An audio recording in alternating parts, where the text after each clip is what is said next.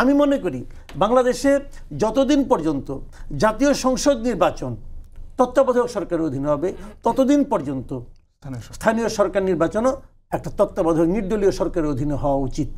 মধ্যে কথা হলো ইলেক্টেড হয়ে যাওয়ার পর বিএনপি মনে করতেছে তারা ইলেক্টেড হয়ে যাবে, তারা মনে করতেছে তারা সরকার গঠন করবে, তারপরে তারা মনোনয়ন বাণিজ্য করবে। That is the main cause. আমি মনে করি, আমি একজন সাধারণ পাবলিক হিসেবে মনে করি এটা একটা ধান্দা আছে রে ভাই। এই ধান্দার বাইরে তারা এখনো যাইতে পারে নাই, ভেরি আনফরচুনেট। মানে বিপরীতমুখী অবস্থানে আছেন বিএনপি, তারা কোনোভাবেই স্থানীয় সরকার নির্বাচন জাতীয় নির্বাচনে আগে চায় না। আপনি কিভাবে দেখেন পুরো বিষয়টা? আমি আসলে ফুয়াদ ভাইয়ের কথাগুলো শুনতেছিলাম, ওনার বিকল্প যুক্তিরও শোনার আগ্রহ আছে, শুনতে চাই পক্ষে বিপক্ষে দুটাই।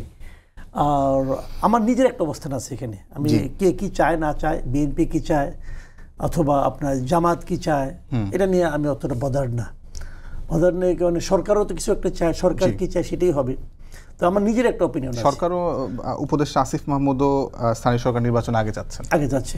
হ্যাঁ, সবারই একটা করে মতলব আছে। তো আমার একটা অপিনিয়ন আছে আর কি। আমি মনে করি স্থানীয় সরকার নির্বাচনটা আগে হওয়া উচিত। আমি মনে করি কেবল এবারই না, এবার এই যে অত কারণগুলি যে যুক্তিগুলি ফুয়াদ ভাই দিলেন, এর বিপরীত যুক্তিটা ওনার কাছ থেকে আমি শুনবো আসলে কী কী কারণে চাওয়া উচিত, কী কী কারণে না চাওয়া উচিত। বাট আমি মনে করি কেন চাওয়া উচিত সেটা আমি বলি। দেখেন, গত 16 বছর ধরে, 16.5 বছর ধরে একটা আন্দোলনের মাধ্যমে শেখ হাসিনা সরকারের কিন্তু পতন ঘটেছে। 2014 যে নির্বাচনটা সকল বিরোধী দল বর্জন করলো। কেন বর্জন করলো? একটা কারণে বর্জন করেছে, তারা বলেছে যে আমরা একটা তত্ত্বাবধায়ক সরকারের অধীনে নির্বাচন চাই। ঠিক আছে, কেন তারা তত্ত্বাবধায়ক চাইলো? কেন চাইলো? তারা চাইলো এ কারণে যে তারা মনে করেছে যে তত্ত্বাবধায়ক সরকারের অধীনে নির্বাচন না হলে যে সরকার থাকে তারা নির্বাচনটাকে প্রভাবিত করতে পারে।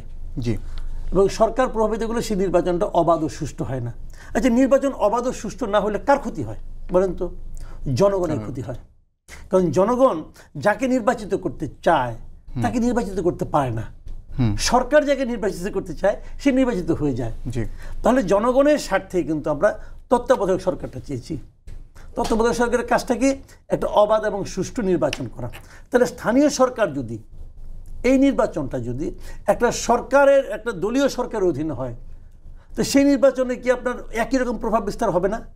হবে, হবে তো হবে। তাহলে আমি অর্ধেক নির্বাচন চাচ্ছি, জাতীয় নির্বাচন চাচ্ছি তত্ত্বাবধায়ক সরকারের অধীনে, আর স্থানীয় সরকার নির্বাচন চাচ্ছি দলীয় সরকারের অধীনে। এটা তো ভাই স্ববিরোধী। আমি মনে করি বাংলাদেশে যতদিন পর্যন্ত জাতীয় সংসদ নির্বাচন তত্ত্বাবধায়ক সরকারের অধীনে হবে ততদিন পর্যন্ত স্থানীয় সরকার নির্বাচনও একটা তত্ত্বাবধায়ক নির্দলীয় সরকারের অধীনে হওয়া উচিত। তাহলেই আমরা আমাদের জনপ্রতিনিধি অথবা উন্নয়নের প্রতিনিধি অথবা স্থানীয় সরকার আমরা নিরপেক্ষ এবং যথাযথ পেতে পারবো, এছাড়া সম্ভব না। এখন বিএনপি বলছে, তারা যেমন আপনি একজনের মন্তব্য বলেন শুরুতেই, জীবন থাকতে স্থানীয় সরকার নির্বাচন হতে উনি দেবেন না। ভাই কেন দেবেন না? বিএনপির নেতাদের প্রত্যেক দিনের এই বক্তব্যগুলো আমি পড়ি, এ পর্যন্ত কোনো একজন নেতার মুখে আমি জানতে পারি নাই ওনারা কেন স্থানীয় সরকার নির্বাচন আগে হতে দেবেন না। কারণটা কি? মানে একটা লজিক তো থাকবে, লজিকটা কি কেউ বলে না।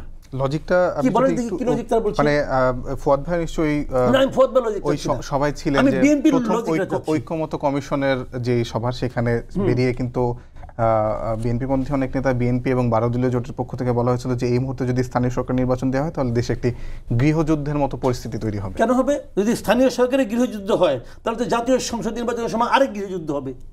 সমস্যাটা কি? বরঞ্চ আমি তো মনে করি এটা যদি কম গুরুত্বপূর্ণ হয় এটা হয়ে যাক। এটা হলে কি হবে? এই ইলেকশন কমিশনের সক্ষমতাটা একবার প্রমাণ হবে। কোনটা বেশি ইম্পর্টেন্ট? বেশি ইম্পর্টেন্ট জাতীয় সরকারটা। তো এই ইলেকশন কমিশন দিয়ে আপনি নির্বাচনটা করতে দেন, যদি তারা ভালোভাবে করতে পারে তাহলে আমরা বুঝতে পারবো এরা করতে পারবে। আর যদি ভালোভাবে করতে না পারে তখন আমরা বলবো এরা তো এই নির্বাচনই করতে পারে না, তাহলে বড়টা কেমন কেন করবে? এটা সরকারেরও একটা টেস্ট কেস হবে, দুজনের একটা টেস্ট কেস হবে। একটা টুর্নামেন্টে যখন যায় একটা দল কি করে? প্রথম কিন্তু একটা ছোট ম্যাচ খেলে, একটা মানে গা গরম। এটা গা গরম হোক না, অসুবিধাটা কি? নির্বাচন কমিশন তো বলে না আমি পারবো না, তারা তো বলছে তারা জুন জুলাই পারবে। সমস্যাটা কি? সব দেওয়ার দরকার নেই, আপনার অনেক বড় নির্বাচন হয়ে যাবে। ঠিক আছে, আপনি ইউপি নির্বাচনগুলোতে এখন বাতিল করা হয়নি, ইউপিতে এখন আছে, তা আপনি সিটি কর্পোরেশন দেন, আপনি পৌরসভা দেন, এটা দিয়ে তারপরে আপনি দেখেন, আমার কথা হলো কি এখন পর্যন্ত তারা লজিকটা দেখাতে পারে নাই যে কেন তারা চায় না। মোদ্দা কথা হলো, আমি যদি বলি আবার অনেকে মন খারাপ করবে, মোদ্দা কথা হলো ইলেক্টেড হয়ে যাওয়ার পর বিএনপি মনে করতেছে তারা ইলেক্টেড হয়ে যাবে, তারা মনে করতেছে তারা সরকার গঠন করবে, তারপরে তারা মনোনয়ন বাণিজ্য করবে। That is the main cause. আমি মনে করি, আমি একজন সাধারণ পাবলিক হিসেবে মনে করি এটা একটা ধান্দা আছে রে ভাই। এই ধান্দার বাইরে তারা এখনো যাইতে পারে নাই, ভেরি আনফর্চুনেট।